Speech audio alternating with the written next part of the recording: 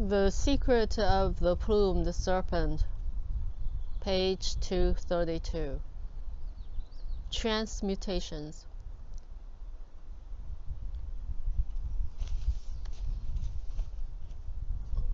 Once, during the time when I could already feel the effects of the teachings, I had to spend a few days in the city.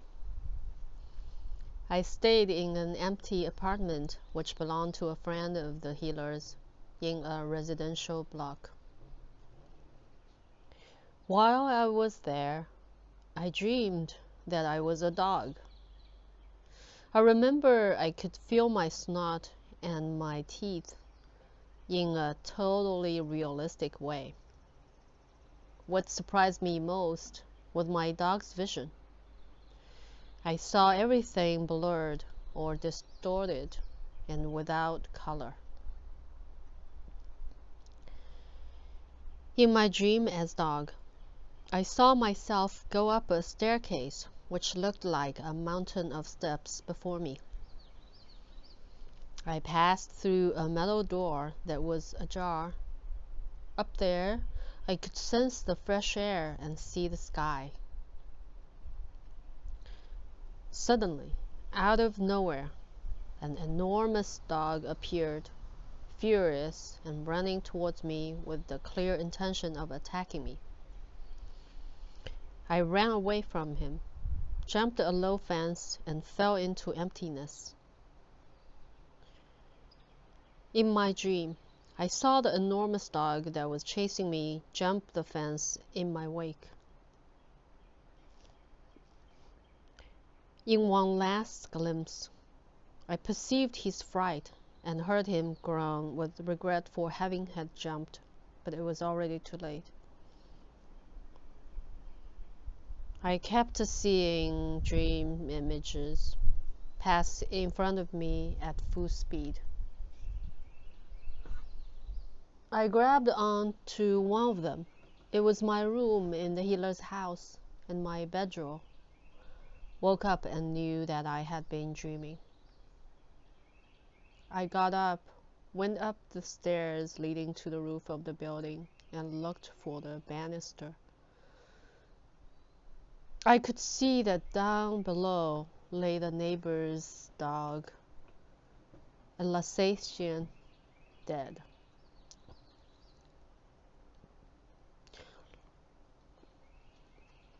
A few days later, after I returned to the healer's house, Don Melchior took me to see a very special cave. The entrance seemed to lead to a tunnel and was completely circular. When we entered, everything became dark after just a few steps, and a little further on the darkness was total. It was then I saw the energy of the earth for the first time. After a spell of inner silence in total darkness, I saw the whole cave ignite with brilliantly green color, as if the walls were emitting a living greenish light resembling neon. I felt inundated by that light. That experience left me with a sensation of plenitude that lasted hours, so huge I did not even want to speak. Finally, breaking the silence, Don Melchior explained, we had been in the womb of our Holy Mother Earth. In the course of the conversation, I told him what happened to me on my visit to Mexico City. He commented mysteriously that I was a proper diabolero. My curiosity aroused at once, and I asked him directly, what is a diabolero, Don Melchior? It is a term used by the godfathers of the North. There are some people in our parts who use it, but it is more frequent up north. To understand this term, you need to know the history of our people, and particularly anything concerning the Brotherhood of Knowledge led by the Naguals.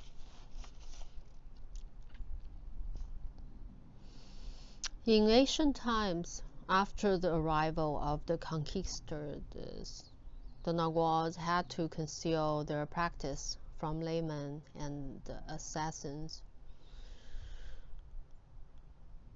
Our ancestors chose to join the religion brought by the white man. Some sorcerers, however, took the opposite direction, hid in remote places, and adopted the name of diableros. They chose that name for the fear and respect it instilled in people, with the objective of keeping them at a distance.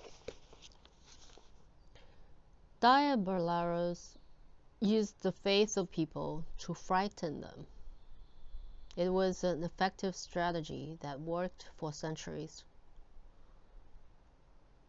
Today, hardly anyone uses it, but that doesn't mean diableros don't exist. As you know, Mexicans, those from the time of the conquest as well as those of today, are very religious folk, and one must take that into consideration if one wants to coexist with them. We use Catholic imagery to achieve our objective of putting the patient in a state of inner silence.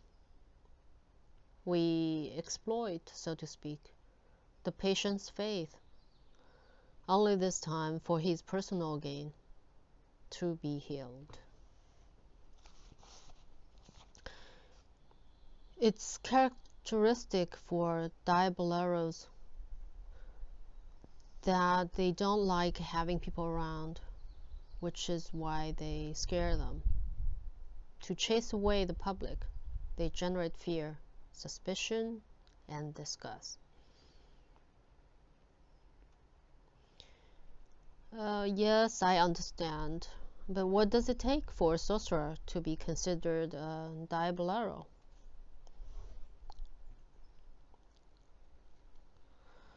Those sorcerers know how to transform physically, usually into the animal of their predilection. Don Melchor replied laconically. A diabolero is by definition a sorcerer who controls his assemblage point and uses it to transform physically into an animal or into anything. I knew a diabolero who used to transform into fire. He'd begin by igniting him, and in a few seconds he'd be a human torch walking to and from without burning himself. Sorcerers can transform into almost anything if they place the assemblage point in the correct position.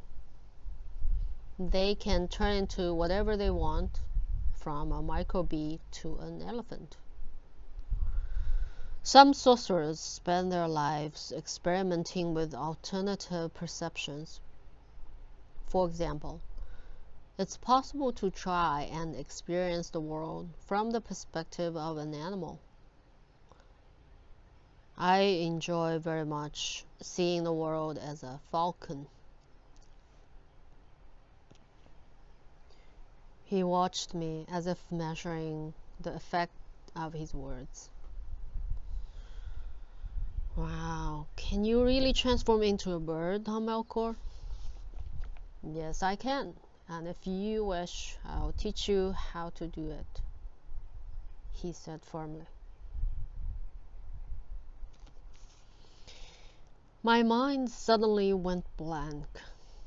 My fear was as great as my excitement. On one hand, My rational mind did not believe a word of what the old man was saying. But on the other hand, there were the stories of Carlos and his teacher transforming into crows. After some hesitation, I said yes, I'd be delighted to know those secrets. He told me we would have to prepare ourselves for the event and that it would be a great moment for me.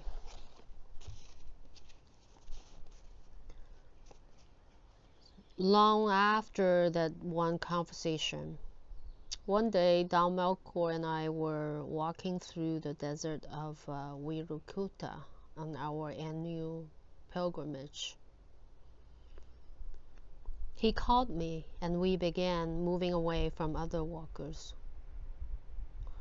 Although I didn't know where we were headed, I followed him. We finally got completely separated from the others. We had been gathering peyote for 4 days. In the evening, we would gather the plants, and at night, we would perform the ceremony of communion. On our last day, as we approached some high hills, we spotted an owl flying in circles over our heads. It seemed to me strange to see an owl fly during the day, so close to us.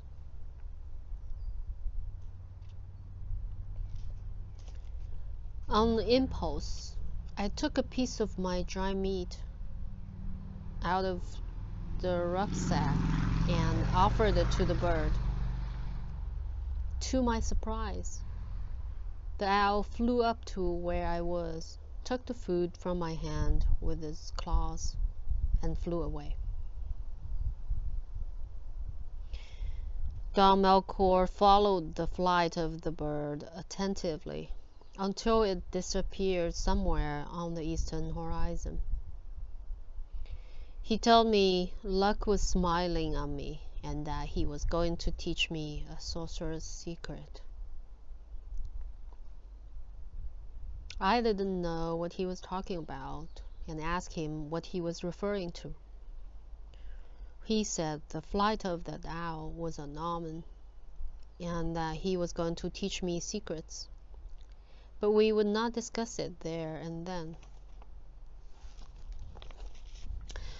At nightfall, Don Melchor called me over to the fire. He said I was soft enough, so we were going to go ahead with the magic. He then taught me the prayers and spells that would transform me into an owl.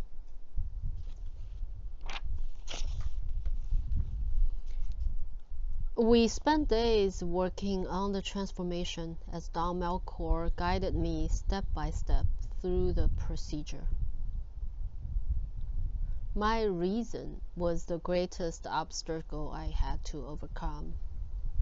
On the third night of intending the transformation, we achieved our objective. The truth is, by then, there was very little left of my rationality.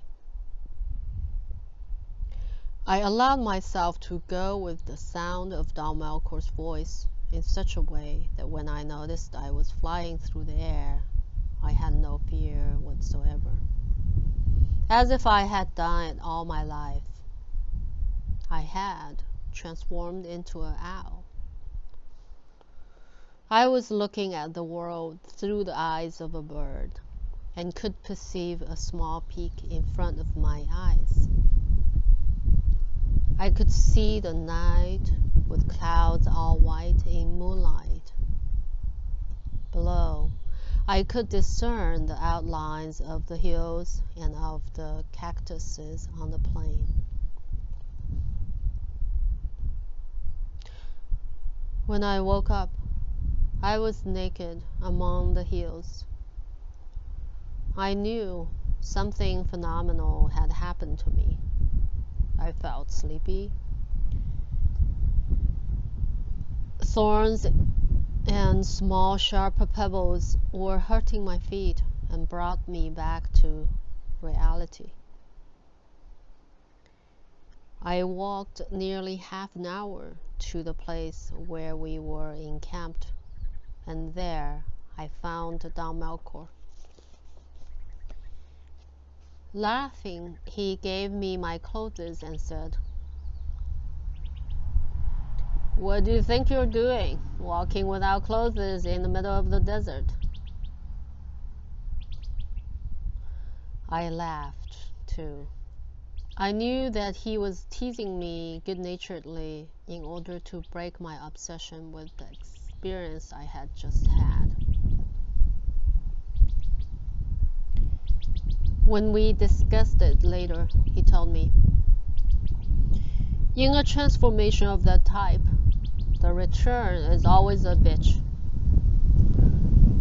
I once found myself completely naked in a very crowded public square. There's nothing one can do about it."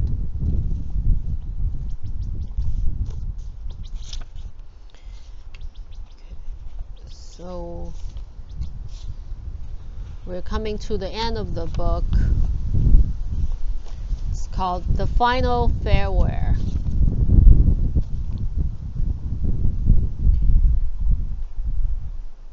When it was time for them to leave this world, Don Melchior and his companions prepared to face their destiny together.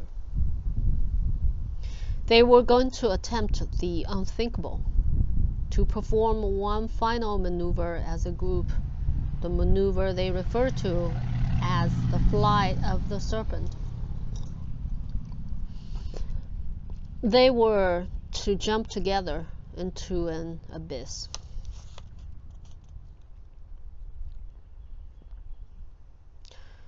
The only way one could accept as real an event as incredible as that is to witness it. That was exactly what I and the other assistants did. We were witnesses to their departure. In fact, the only way to verify the principles of sorcerer is to try them out. I know all else is just words. I know it because it happened to me with the Nagual's books.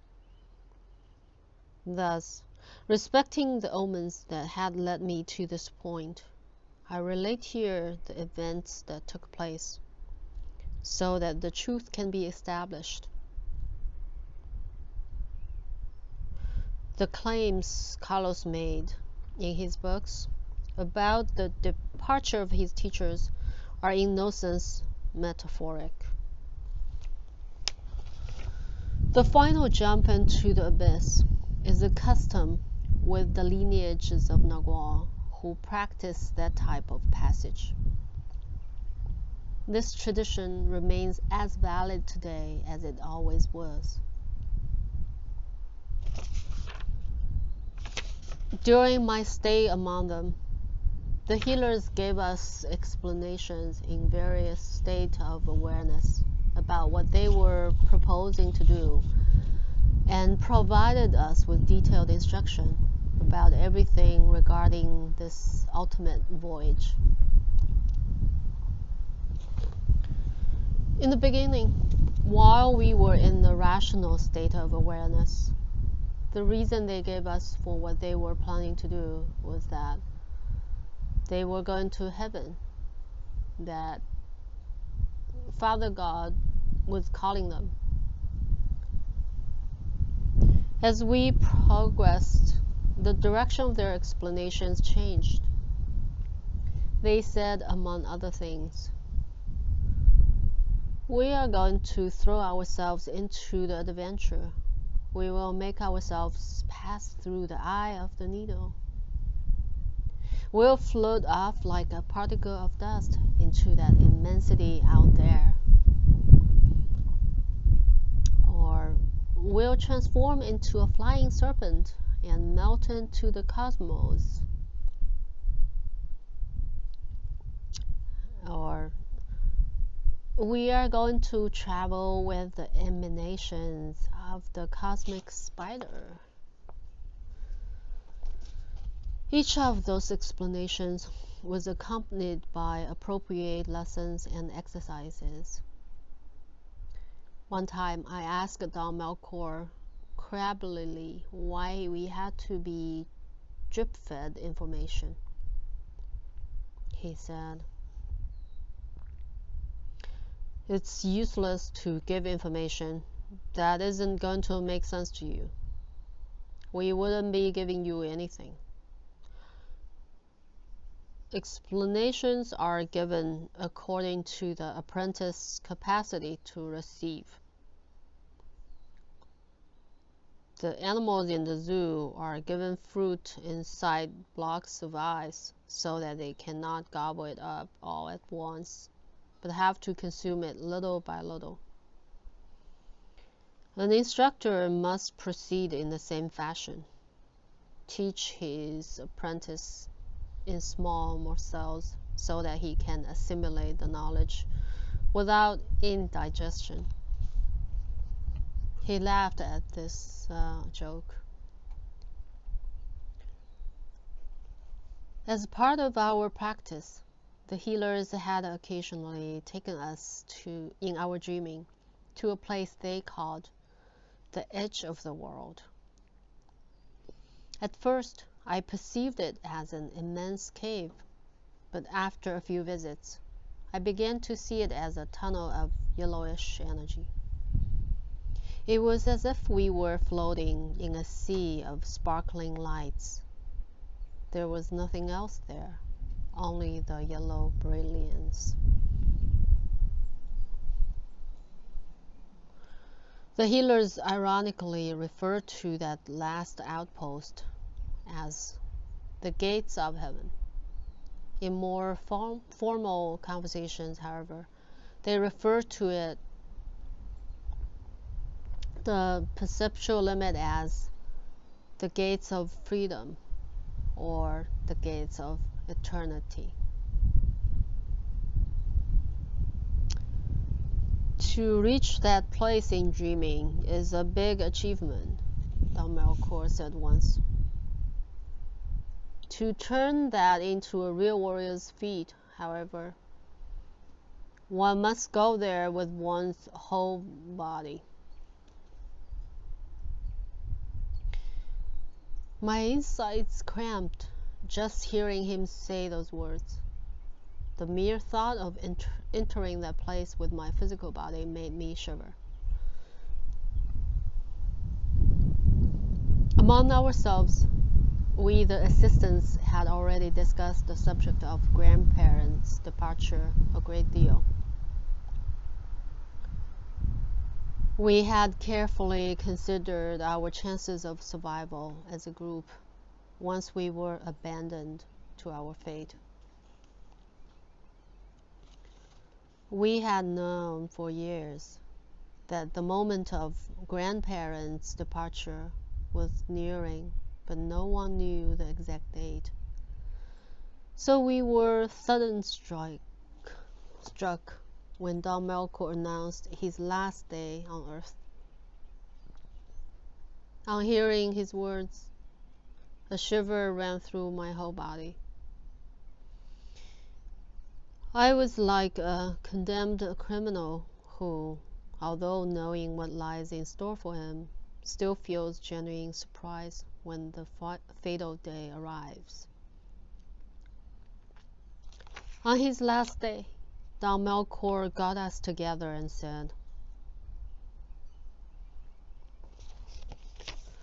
"My dear friends, we have already taught you everything of relevance. The moment has now come to say the final goodbye. Tomorrow we shall embark on our ultimate voyage. What you will do with the knowledge you have received is up to each of you. We have given you the example of charity and helping your neighbor. We have also shown you the path that generations of healers have traveled.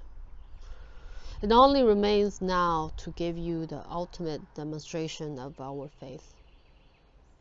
Tomorrow, we fly on the wings of the plumed serpent.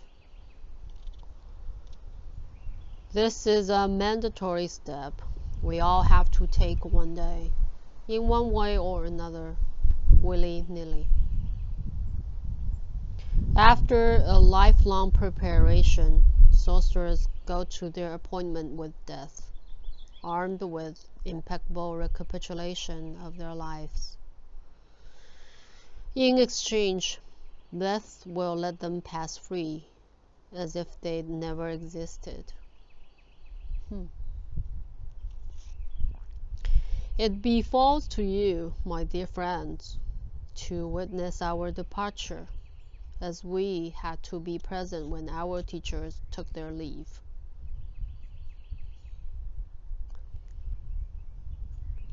He was referring to the embarkation on his ultimate voyage, the one from which there is no return. Carlos spoke of that event as the definitive journey.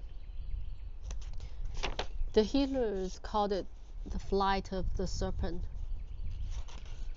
They had explained to me, for sorcerers, it's the culmination of a lifetime of struggle. On that penultimate day, after the announcement, the assistants generated an unusual amount of energy. Frantic activities suddenly kicked off among them. They were all in a rush. They all had some task to complete. As for me, the news of the healer's departure left me somewhat stunned. I could not imagine my life without their presence. I looked around for Donnie and Sylvia in the hope that she would tell me it had all been a joke and that the announcement was merely a strategy to get us to behave impeccably. When I saw her, however, I realized that this would indeed be her last day on the face of the earth. She was radiant and appeared rejuvenated. I had never seen her acting like that. She was like a girl on Christmas Eve, waiting for her presents. She saw me and embraced me. Tears streamed freely down my cheeks.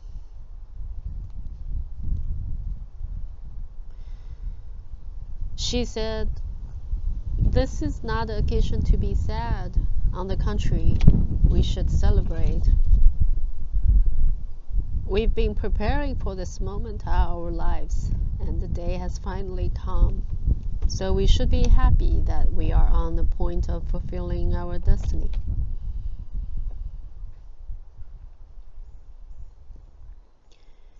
Up to that moment, I had not realized how much I loved her.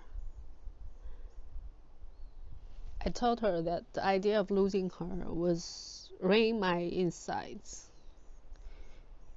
I couldn't believe I would never see her again. "I wouldn't say never," she said, giving me a playful pinch. "Our paths might cross again someday."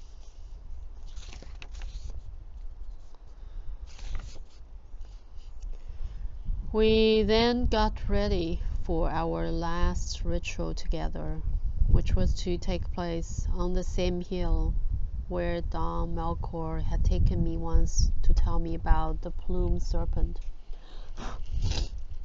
The spot was more than suitable for the ceremony. Whenever I visited it, images of a place like Machu Picchu and Stonehenge would come to my mind. We got to the top of the hill in time, to take leave of that day's sun as we always did, honoring it and giving thanks for its light and heat. That night, we shared songs, stories, and jokes that made us laugh. But there was tears as well, particularly whenever one of us expressed his feelings.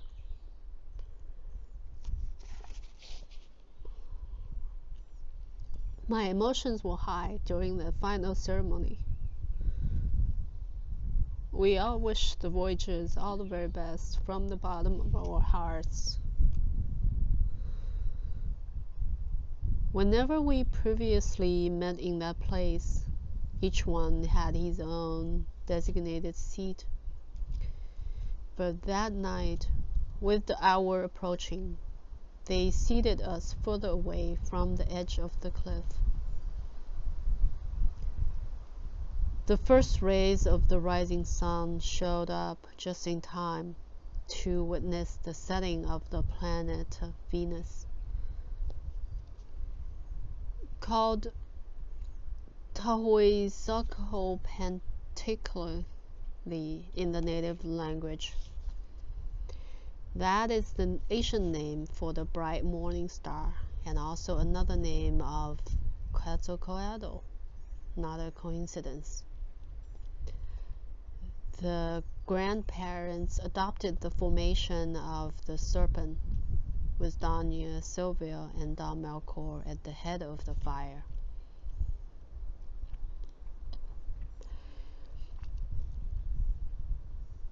They went to the edge of the precipice on the southeast side of the hill, a vertical cliff of almost 200 meters high. From where I stood, I could see the formation walk towards the abyss, but instead of falling into it, they gained height. Watching the spectacle, I thought that they had justly named it the flight of the serpent. Seeing them float like that, I finally understand the Mexican natives' obsession with the image of the plumed serpent.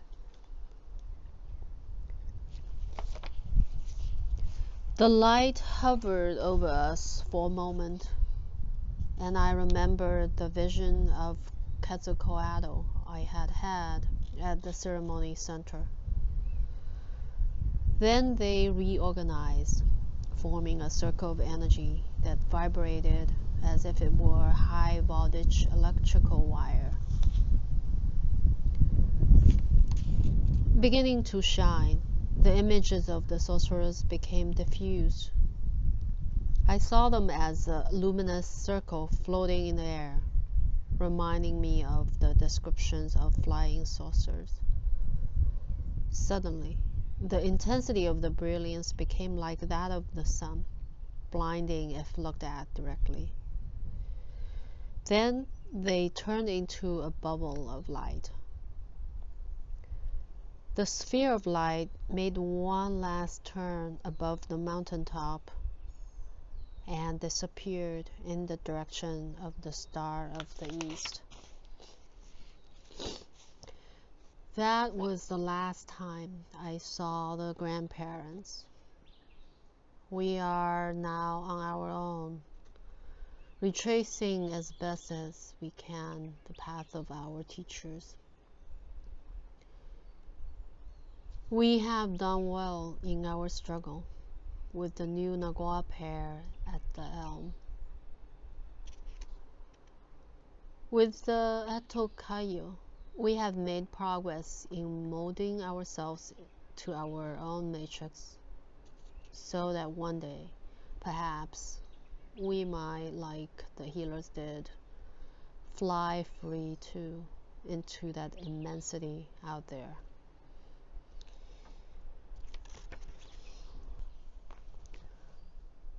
About the author, page 243.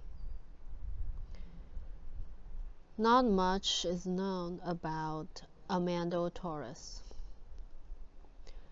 As a student of journalism in Mexico City, he used to attend public talks given by Carlos Castaneda, anthropologist and author of 12 best-selling books, about his long apprenticeship with Don Juan Matus, a sorcerer he met during his field study of the use of psychotropic plants among the Sonora Yankees. Although Castaneda's training required him to shun close relationships with the uninitiated, Torres became his friend and confidant, as well as the foretold bearer of the rule of the three-pronged Nagual. He described his experiences in his first book, Encounters with the Nagual, Conversations with Carlos Castaneda. Remaining elusive, Armando Torres lives and practices with a group of healer seers at an unknown location in rural Mexico.